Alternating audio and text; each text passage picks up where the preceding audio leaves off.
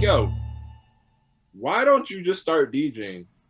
So I just started kicking it more with like friends down here on the south side who were into music. So I could just get like kind of a understanding of how the music scene works a bit more. You get what I mean? Like behind not like the scene, but how like actually creating the music works at all. Cause I had zero understanding. Like my mom's this is why I was so obsessed with music and all that stuff, right? My mom's worked at the radio station. So Okay. like so I understood like her little radio stuff, but I never understood like how to do the music, you know what I'm saying?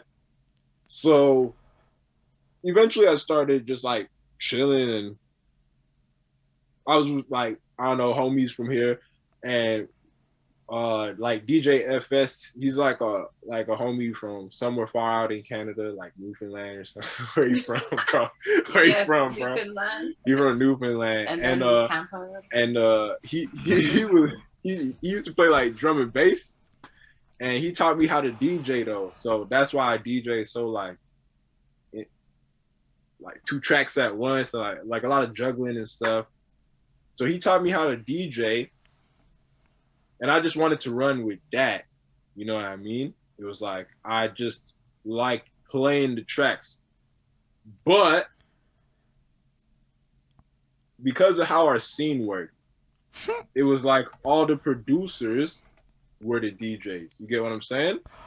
Sort of. I'm piecing. This is parts of the scene that I'm piecing together now, because So peep. Like if you go see Vincent Price DJ, he gonna play his beats. Like he gonna play his beats eventually if it's a dope party. If it's a dope party, he gonna play his beats. You get what I'm saying?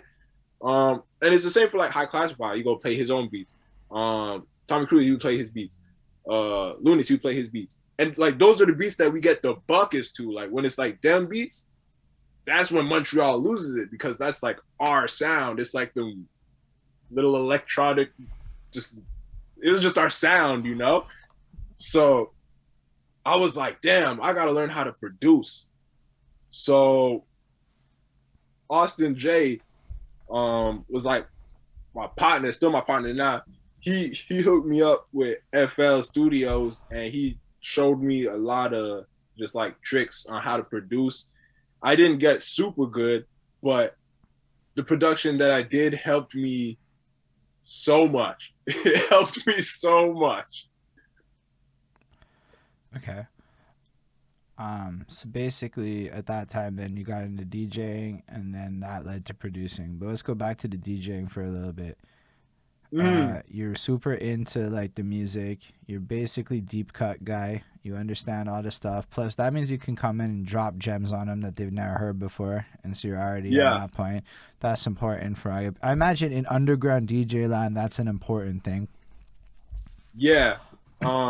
Because I don't know, like I'm always impressed by like the stuff that you can't just go out and find anywhere. So um, I just always try to play the most like them tracks that you gonna say, what the heck? Like this is hard. What is this? Not like, oh, this is my favorite track. You know, Right, I right. let all the other DJs play that.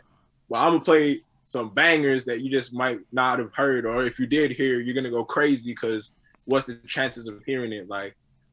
Like I remember even just random genres. Like I remember the first time I played some tech life somewhere.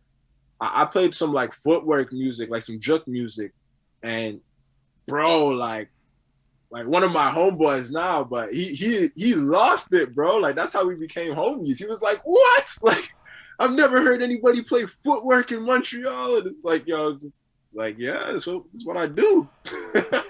But that's. I like the fact that like, well, just like as a person, um, I think one of the things about DJing that always confused me was like I would hear the same songs at most places I went, and that was a Yeah, confusing thing for me. Really, just because it made me have no incentive to necessarily pay attention to it. Beyond like who's playing. Like I mean, maybe that's just me being ignorant, but trust, if I'm telling you about my ignorance, there's a whole lot of people that are just as ignorant that you should care about if you want to sell to the ignorant, right? That's just the facts of the situation. Um, Yeah. so what you just described is some shit where like I might be looking up a little bit more and going, who the fuck is that guy? Why? Cause like yo, every time I'm in a place and you sometimes just get this craving for like this weird shit, and you're like, it's never gonna happen. But then if I know that Deusgod might play that shit, just maybe, it's like at least I'm gonna be like, yo, Deusgod's there, and it's like you start learning the names a little bit better, and I really respect that a lot. You are you? That's how we literally would go out and base our night. So like we would never say, okay, where the homies gonna be at? Like where are they going? Like what like where the hoes at? Like it's never like that, bro. It's really like who's playing. You Mm, understand? That's the question. Like we ain't looking for anything else. Who is playing? And we gonna compare lineups. Like if you have a dope lineup at this party, but there's a dope out of towner plus this dude, yeah, we going. You know what I mean? Like we really compare lineups and say, okay, like wherever has the dopest music, wherever we think is gonna be like, hey, we didn't hear this. No, like we could have heard that any night, but this is a real night to hear. Like, dude, we at one point we went to go see DJ Smokey at Underworld, and there was like 15 people there, and it was the craziest music. I like, wow, that was the most insane night, and there was 15 people there. You understand? Like, it was no joke. yo, what you said though right there is kind of huge, right? It's Like, insane. Like, so I went there's to no Locksmith, when Max Mupesi or whatever brought him in. And because yo, when I go to a show, I just subtract crowd posses. Anybody that's posse and like I subtract those people. There were like 15 people there at the Locksmith show. I'm like, yo, what is this? Yo, Underworld was a nice venue. yes. I only really went to one hip hop show at the Underworld venue, and it was the Dutch memorial, the one that happened that they were memorizing him for. That was. Nah, I thought you were gonna say Duchess says. I was like, that's not hip hop, but that's dope. But Ooh, okay, who? it was like Eye Blast and like fucking SRH was there and fucking Northern Lights was there, and like it was like the everybody was there. It was huge. It was like this giant like fucking show. It was the only time I really went there for a show. Okay.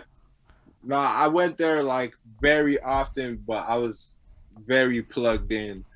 Like I can't cap. I was very plugged in, so I went there all the time. But it was just by chance. Like it's just the passion just led you to places, and I don't know. There was a skate shop too there, right? Like it was more than just the venue, no? Yeah, it's because I worked at like a skate shop on the south side, like this one actually. Yeah, this one. Yeah, it's fresh. Yeah, I worked at that skate shop, and then yeah, that's how the whole thing went.